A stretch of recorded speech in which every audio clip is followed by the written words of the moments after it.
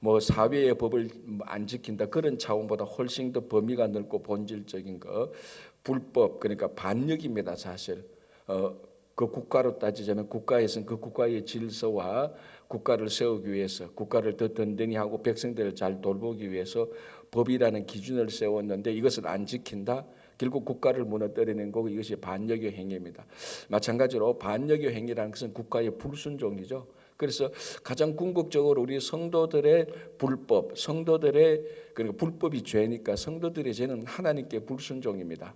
뭐 세상 사람들이 하나님께 불순종한다고 해서 마음으로 어떤 생각을 한다고 해서 그게 죄는 아니지만 성경은 가장 기본적으로 그것을 죄라고 말합니다. 그래서 죄는 불법이다 이렇게 하고요. 5절에 그가 우리 죄를 없애려고 나타나신 것을 너희가 아나니 그에게는 죄가 없느니라. 이 요한 1서를 보면은 나타난다, 나타났다, 이 나타나는 것 여기에 대해서 다른 편지보다 훨씬 더 많이 언급하고 있습니다. 자, 나타났다.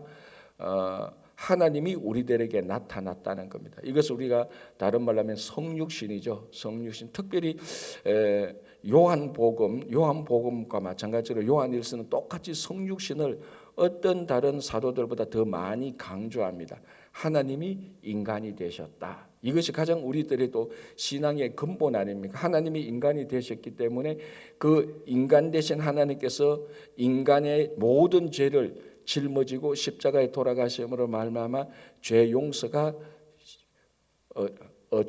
가능해졌던 겁니다. 그래서 우리가 그를 믿을 때 예수님께서 죄를 용서하신 것이 우리들의 죄 용서가 되는 것 아닙니까? 그래서 이게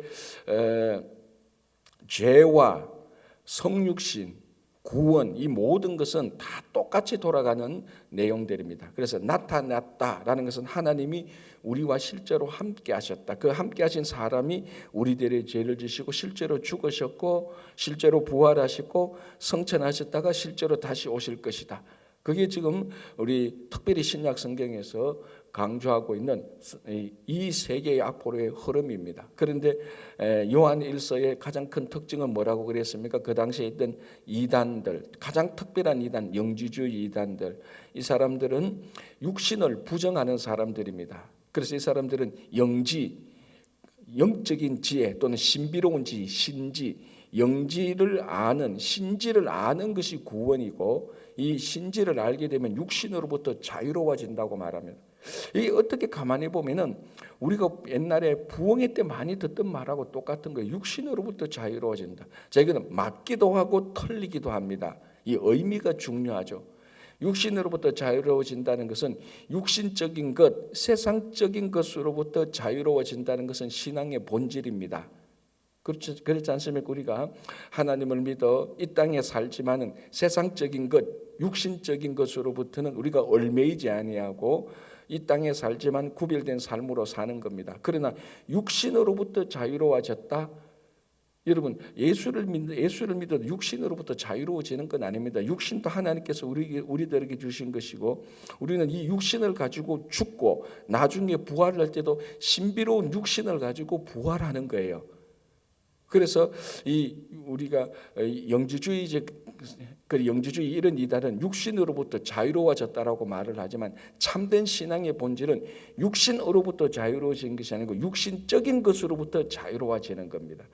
이게 이제 헷갈리면 안 됩니다. 이게 사실 본질이죠. 육신으로부터 자유로워졌다는 건 육신으로부터 자유롭게 되었다는 영지주의는 육신을 무시합니다. 육신을 무시하면은 육신이 행하는 모든 일은 안 중요한 거예요. 그 육신으로부터 먹고 육신으로부터 운동을 하고 육신으로 일하는 거 이건 안 중요한 거예요. 육신으로부터 자유로워졌다는 것은. 왜? 육신은 천한 거니까. 여러분, 우리 육신은 영하고 똑같이 중요한 겁니다. 하나님께서 우리들에게 주신 것이고 창조하신 거, 우리들이 사랑으로 우리가 다음에도 나오지만 요한 1서 3장 17, 18, 19절에도 나오지만 우리가 사랑하는 것은 육신으로 사랑하는 거예요. 이 육신의 사랑하는 것은 물질을 주고 육신으로 서로 도와주고 육신으로 서로 허거도 하고 이 모든 실제로 일어나는 사랑의 행동은 육신의 행동입니다. 물론 이것을 발동시키는 것은 또 우리 영적인 것과 마음적인 것을 같이 어울리는 것이죠.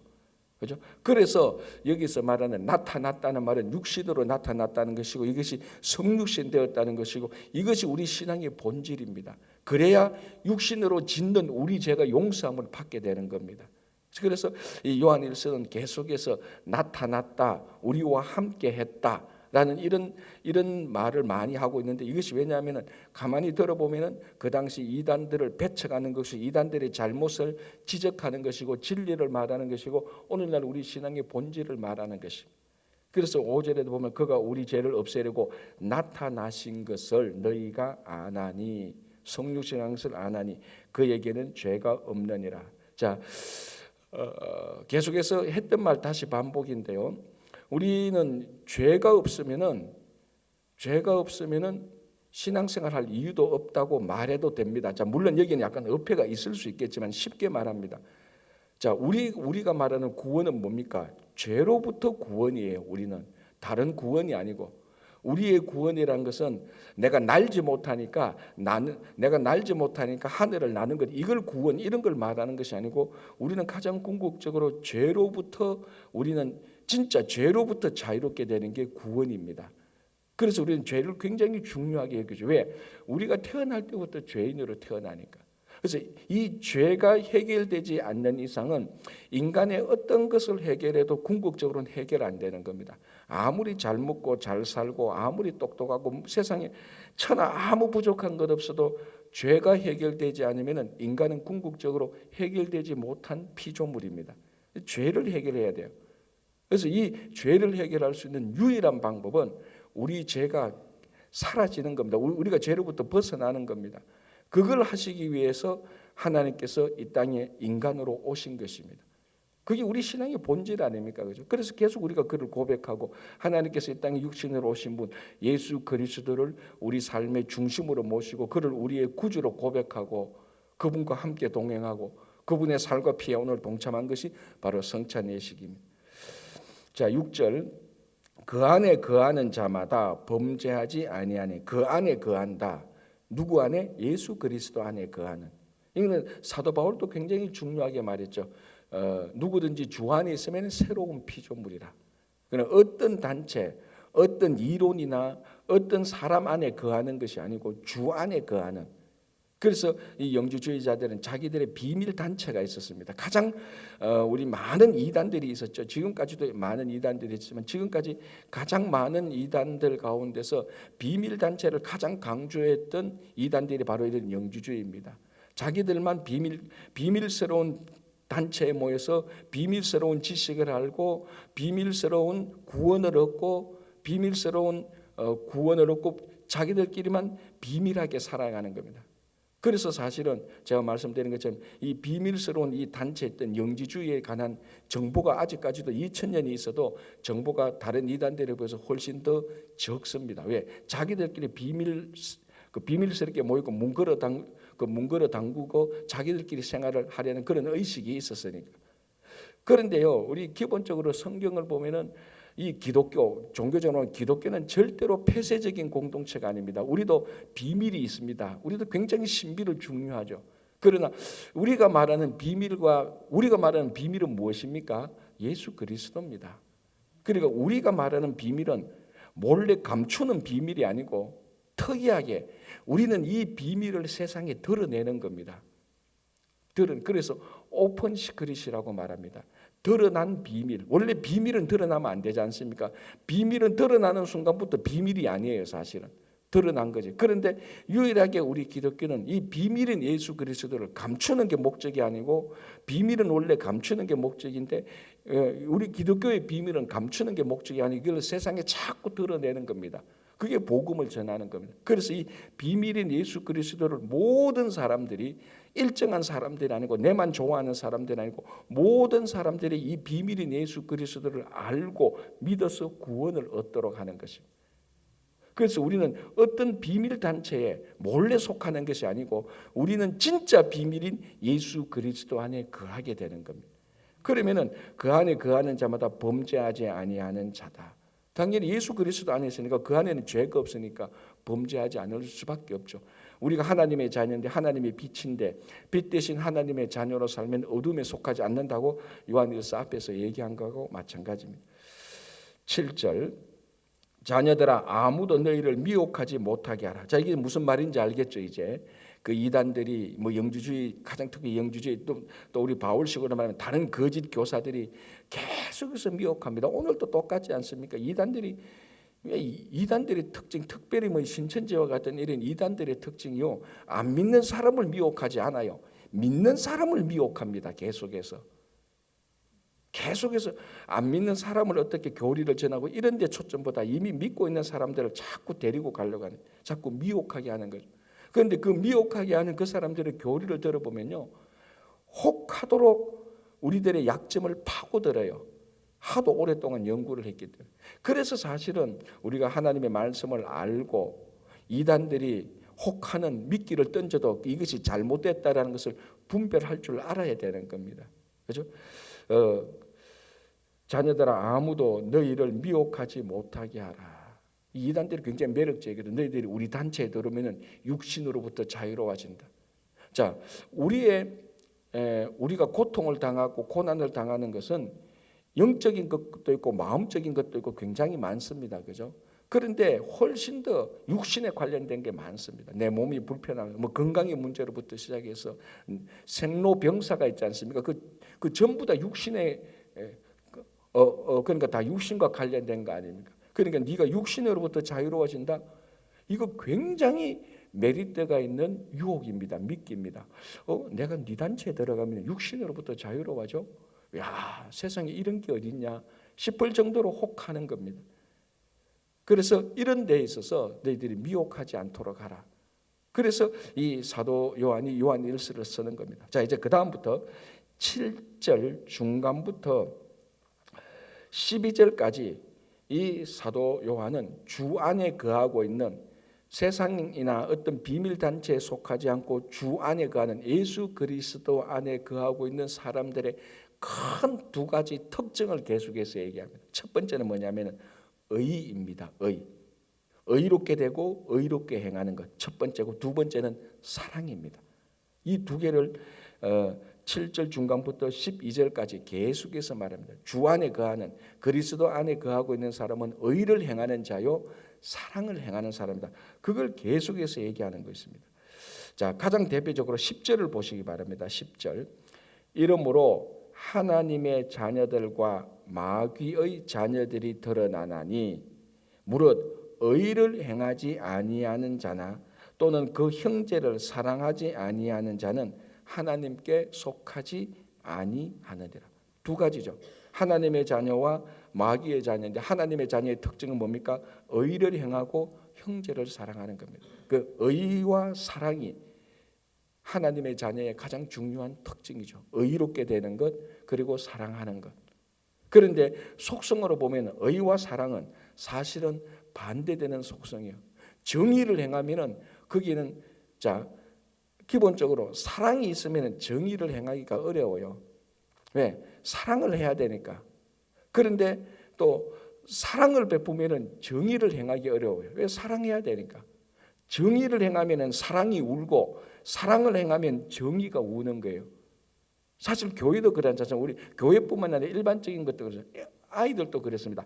아이를 바르게 의롭게 가르치려면은 해초리를 대야 돼요.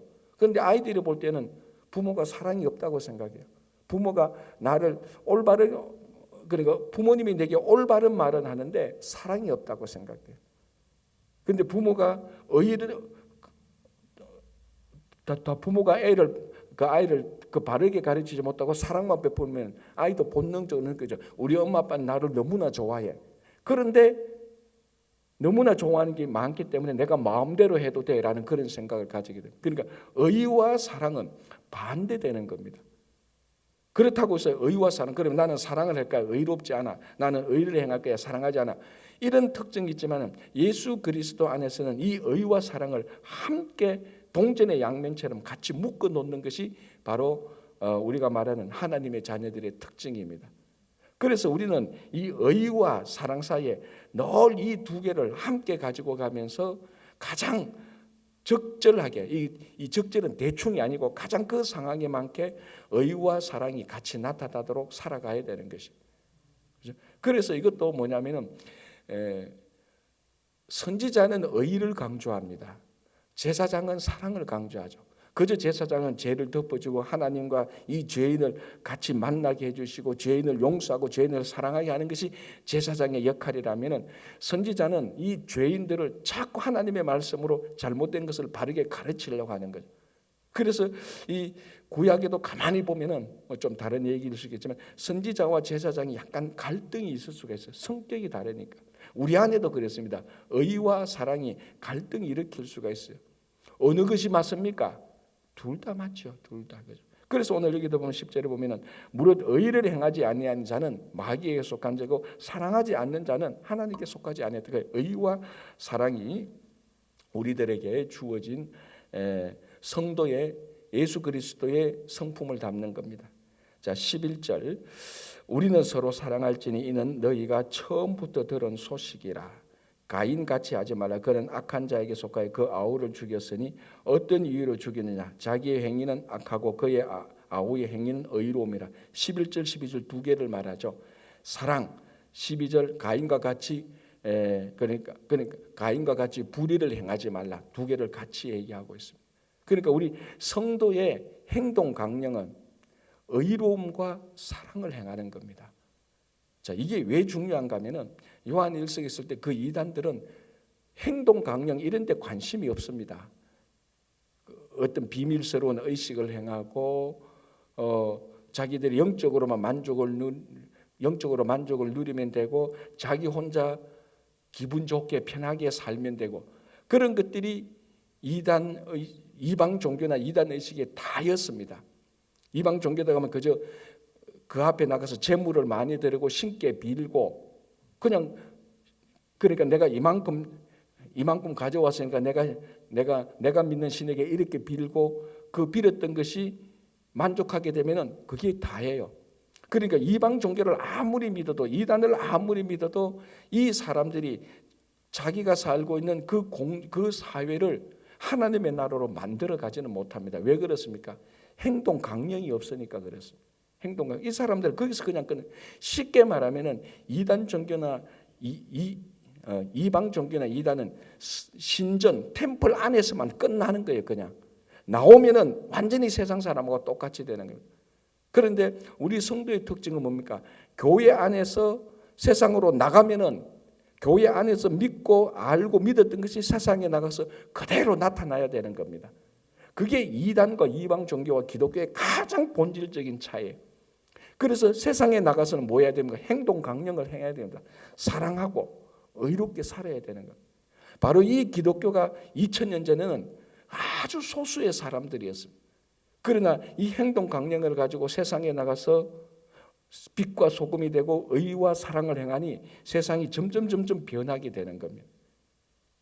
그래서 오늘 이 사도 요한도 보면은 사랑과 의를 말하는 것입니다. 그래서 우리 신앙은 교회 안이 아니고 교회 바깥에 여러분들의 일터, 여러분들이 나가고 있는 그곳에서 계속해서 의와 사랑을 행해야 되고 그리고 여러분들이 빛과 소금이 되시기를 간절히 바랍니다. 기도하겠습니다. 하나님 아버지 감사합니다. 오늘 8, 9 여성교회 헌신 예배를 드리면서